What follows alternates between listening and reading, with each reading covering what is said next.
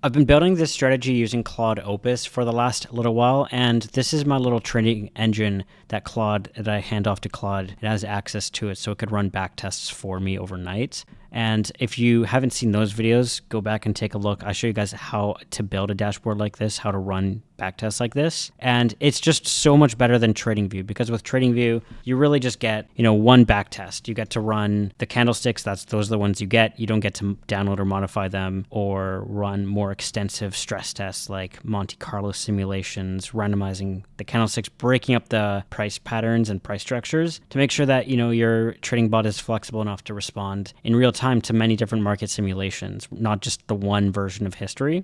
So if you like this kind of content, I want to show you guys this strategy here in this video and how I improved it. I did several versions overnight that progressively got better. And if you do like this kind of content, you want to see, the real deal and somebody who hands it to you as it is and shows you guys the whole internal process, drop us a like on the video and subscribe to the channel. I also will answer any comments that you comment down below. For the first little bit, I'll try to respond to as many comments as I can. So Claude Code here, I have my Visual Studio Code open and it ran all night. So it ran for around 8, 9, 10 hours straight. And I had just told it to, try to beat the previous best strategy and then to go over there and, compare the results and to see, what we get. And one of the interesting things was I wanted to see if it was able to perform on Solana coin, but also Bitcoin, Ethereum as well, other coins to see if they could perform. And yeah, it does. So this is the out of sample data that performs pretty stably in this new candlestick data that I didn't show the engine originally. And Claude did not have access to this information. So it didn't know to pick based off this data. It was picking based off the training data, which is this data here. I'm going to change the chart. So that's the training data that it was operating off. This is the baseline. So Sharpe ratio was 0.59 in the training data. And so Claude, what it knew was that it had to try and beat that. So it'll keep this stack, but it might add new trading rules. So this was the second version here. There's a lot of different exit rules configured here. And right away, you can see the Sharpe came up to 1.02. Very, very good. Win rate is 60%. Let's go back here, 43% and then 58%. And I just want to show you this real quick. So the drawdown came down to 21%, but there's one that's even better than this. It found, 15% drawdown with a 64% win rate and a 1.31% Sharpe ratio. Look at this, 10.74 Sortino ratio in here. So this is in sample data. It's really good to compare this to some out of sample data like testing data here that I've withheld. So Sortino ratio is less, but that's a pretty good curve. Let's compare this to some of the other versions because that's the important thing. Look at this curve here on this testing data. This is the intermediate strategy, 60% win rate, and that's a really good curve there for this testing data. And I just want to compare this to the original. Look how much improved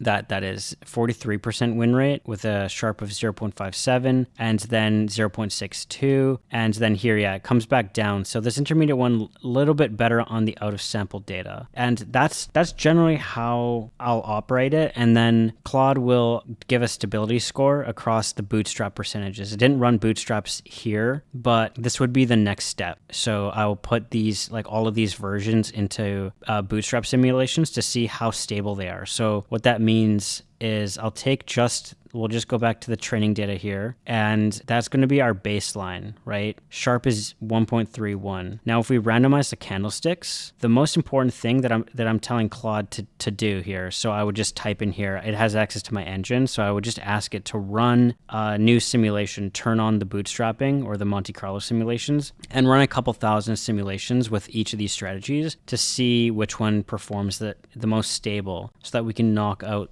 the version, because these rules might just be overfit. So we want to rule out rules and parameters that are overfit. So that's kind of the next stage here. So we have a bunch of candidate strategies here, and also it ran these on Bitcoin and Ethereum here. This is the Ethereum chart, and look at that curve there. Sharpe is 0.1. Sortino ratio is 23.7. So we're assuming this is probably susceptible to overfitting. So what we would do is we would run this on Ethereum, go back to our Claude, tell it, hey, like take this stack of trading rules and see if it can survive and how long it survives in random simulations. So we'll download the price data, which is really just, this is the Solana chart. It downloads all of this, and then it just randomizes it up, jumbles and randomizes the candlesticks, which gives us a really good sample of, random price patterns. That's what you want to know. You want to know, is your bot flexible enough to respond in real time? And if you don't do this, now I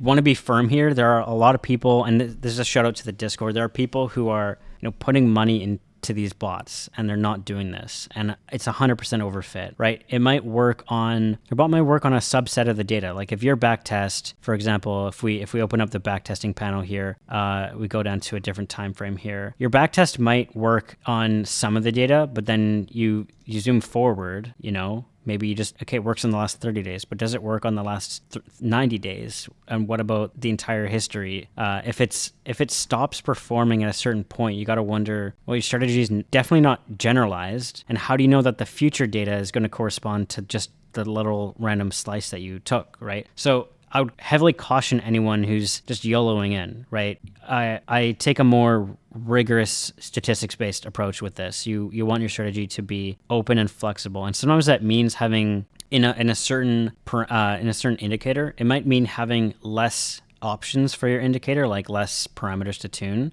so it's more broad or generalized, so that you have to tune less parameters, which also makes it easier to configure and backtest, because you're not doing trillions of simulations. You might only have to do 100,000 or something like that, which is very doable on a good CPU. So that's a little bit of advice off the shelf for anyone who's trying to do this. When you're looking at parameter sets, yes, we can optimize them. Yes, these are ideal parameter combinations. And I can also stack, these are 2 parameter sets that it found. It could have 18 of these. It could have 18 different options, and we could weigh each of those options. And some of these options might be more stable in bootstrapping than others, right? And some of them, because if the parameter is set really low, like close to 1, perhaps maybe that just means it's going with the flow, going with the candlesticks, but it's not really predicting. It doesn't have any predictive power. So keep that in mind as well when going through here. So yeah, the way that I would start is use VectorBT. It's a preloaded library. You can use TAlib. That's another library for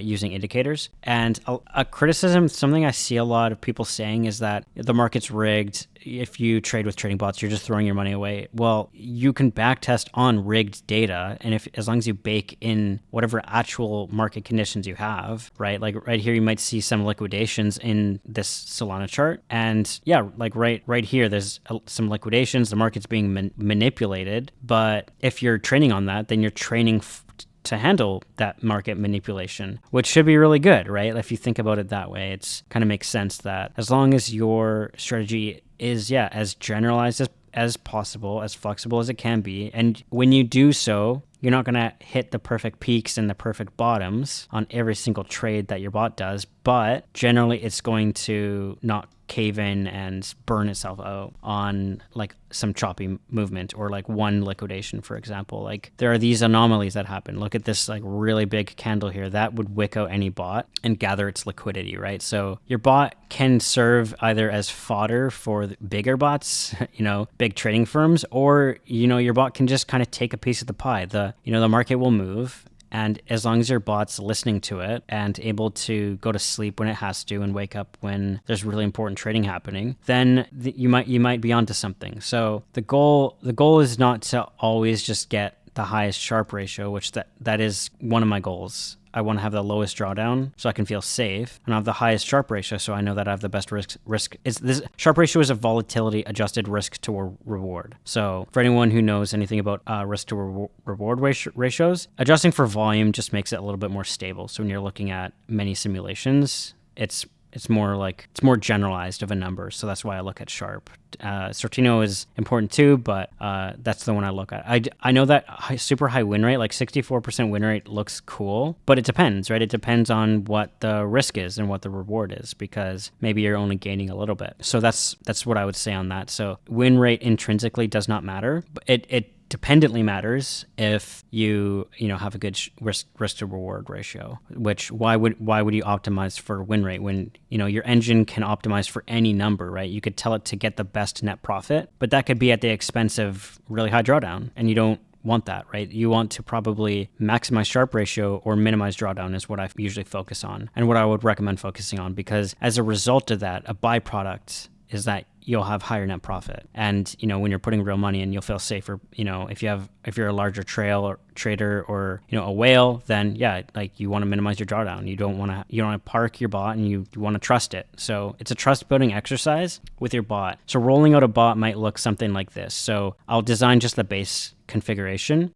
and then I'll start adding really good exit rules from here. So if this is just the default and I like this, and I'll have maybe, Claude overnight can do like 20, 25 of these, or if you have a better CPU, maybe you could do 50 to 100 completely different strategies overnight, and it'll put them through stress tests. It'll tell you which one of these holds up more in Monte Carlo simulations and has like a fair baseline. So ultimately, if you're selecting for Monte Carlo stability with the highest Monte Carlo Sharpe ratio and the highest bootstrap stability, then in real time your bot has a better chance at winning, because in the worst 5% simulations that you have, it might not perform. But, you have a 95% chance of not ending up in that situation. But the worst of the worst might not be, you want to like raise the floor, basically, of how bad your bot could perform. Because if the market just has like really clear data, if I zoom out here on the weekly chart, you can see really clear information here. It's bullish. If you're trading long here, you'll win. Period, right? Same back here. If you're long, you're going to win. And if you're short here, you're going to win. But the market isn't always that clear, right? What if there's a whole year here of data where it's not so clear, and your bot could chew itself out and lose all the profit it made on the bull run in this period, which you don't want that. You probably want your bot to know when to go to sleep or when to reduce its trading activity. So that's some other good advice as well. So yeah, generally you want your Claude to compete and run its strategies and try to beat previous strategies. So I did that overnight, and it ran 25 different strategies and found this one was one of the better ones. So that's why I wanted to feature it in this video. And I'll show future ones in other videos as well, and probably put them up on the Signal Swap marketplace. They're really good ones, but rolling them out is basically something to end up on the Signal Swap marketplace. It also needs forward testing, meaning real signals with real profit and profitable over that time period before there'll be any subscribers. So anything you'll see on Signal Swap marketplace, which is right here, I'm a developer for Signal Swap, and you could connect your Bybit, Apex, and Pinex bots here, and you can publish if they're doing well, you can publish them on the marketplace. And these are just some test bots in the marketplace right now, but these are real signals and real charts for these. So there'll also be backtesting. So stress tests can go here through Signal Swap. We have a backtesting system as well for robustness testing. So if you have any Pine script that you want to test, you can take it directly from TradingView and drop it in here into the backtesting, and then it'll tell you if it's robust. So it'll run similar tests to what my Claude does, except it's all done in Pine script. So it's really fast, and it's thousands of times faster than backtesting on TradingView. Plus, it optimizes it, with the stress tests, with the Monte Carlo simulations. For example, this EMA doesn't have a chance to be robust, but yeah, it says it fails. It fails the robustness test, tells you how much it failed and why. So then you could get the full detailed report here on the backtesting feature. So you can build your own in Python, but then you might have to spend a lot of time tweaking it. But if you just are coming from TradingView and you want to drop it in here, right now this is down, but it'll be up very shortly. This is a brand new Signal Swap website, so I'm proud to launch it. I highly recommend signing up a bot, getting some signals. And if you have good strategies too, you can put them on the marketplace. If you create a bot and connect it and it's profitable, then you can publish it to the marketplace as well. So that means that you'll be able to profit,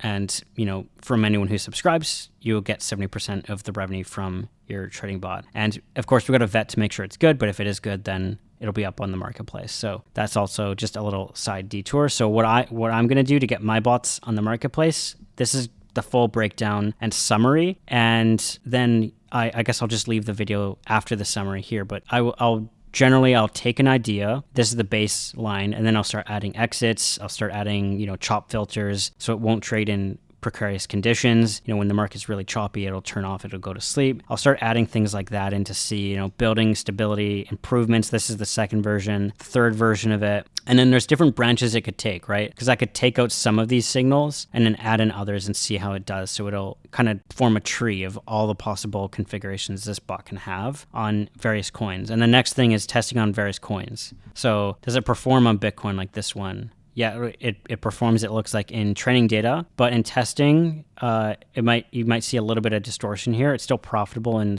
this out of sample data, but again, the win rate's dropping, Sharpe ratio is dropping, so it kind of tells you, okay, well, maybe Solana is just a little bit easier for this specific system. So it doesn't mean that it's bad. It just means maybe it's less broad and generalized as I thought. And then for here, Ethereum, we can look at some of the out of sample data here, and it's still a nice curve, right? But still the win rate's coming down. Even though this is out of sample data. But because of that, you want to see also bootstrapping simulations, how often it holds up. So once it does that, typically I'll connect it to SignalSwap using the create bot feature. I'll connect it here, and then if it starts performing well, then I might just increase, I might have a paper trading account here through SignalSwap, or just a really low, maybe like $25, $50, something really small, like $100, and then start increasing it once it starts performing. Once it starts earning my trust, then I'll increase the equity that I'm willing to put into a specific system. So generally, like what I have is I'm overnight, Claude is building hundreds of systems, so I have thousands of different bots, and it's just about configuring and finding out which ones are robust. That's the idea, because you don't know which one is robust. It might look good on TradingView with one snapshot, but it's about the stability scores. Like I said, that's like the gold standard is bootstrap stability of your bot, because when the candlesticks are randomized, your bot is really going to be stress tested. And then out of sample testing, super crucial. That you guys have to get on that. I'm giving you guys the real secrets. This is the methodology. And, Claude can build it all for you. You don't need to know how to code. If you just have the time, and you put your mind to it, then and this is my mission. I really believe in this. So I have a full free community. You can join on Discord, and there's some trading bots here already. The open source community, people are sharing ideas and tuning and configuring. But again, people in the Discord, I hope, if you guys head over to the Python section, you'll find more about like trading bots and what I'm doing with Claude in Python as well. So this is a place to be, and I'm generally responsive here. So if you want to find me, or you can comment down below, I'll try to reply. But I'll leave it there for you guys. I'll hand it off to you now. So here's your chance to build what you can, show it off in the Discord. If you want to post all your gains or whatever, you can post your profitable bots, what you guys are doing. And if it really is profitable, you can list it on the SignalSwap marketplace. And you can make some revenue that way, some extra side cash that way. So thank you for watching if you watched this far. And I hope to have some really interesting content for you guys coming up. So hit that subscribe button as well. Cheers.